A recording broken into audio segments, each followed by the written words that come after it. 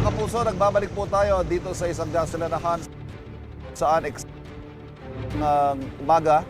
Ngayong Martes ay itinaas na nga po ang kanilang mga produktong petrolyo. Nakita natin, ang kanilang gasolina tumaas na ng 1 peso and 40 centavos habang ang diesel naman tumaas ng 1 peso and 20 centavos. Sa gasolina po halimbawa, last week nagtaas siya ng 110 at ngayon naman ay 140, ibig sabihin 250 kada litro na po sa nakalipas na 2 linggo ang itinaas ng presyo ng gasolina. Kaya naman hindi hubiro yan. Sa isang full tank halimbawa, ang karaniwang laman yan mga 50-60 liters. Ibig sabihin po sa piso o sa kada litro 50 pesos sa isang full tank ang idadagdag sa presyo o sa budget ng ating mga motorista.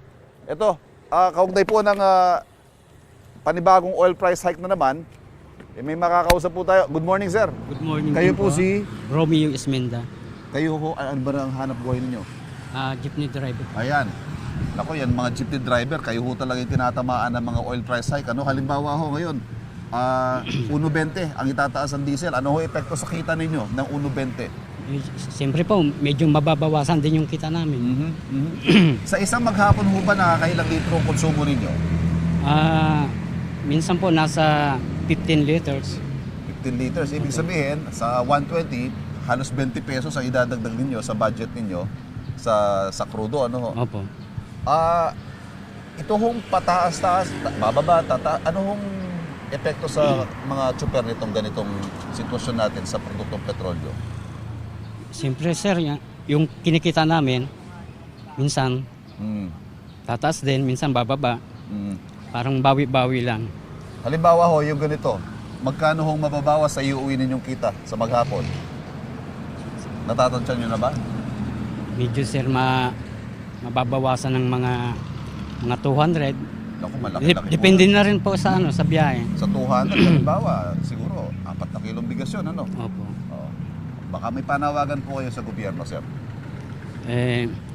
Nawagan po kami sa lahat po ng jeepney driver o yung mga ano po, nangangailangan ng diesel. Sana po, kung pwede, babaan nyo na lang po yung kinakarga namin na diesel po para kahit papano meron din kami gandang may uwi sa pamilya namin.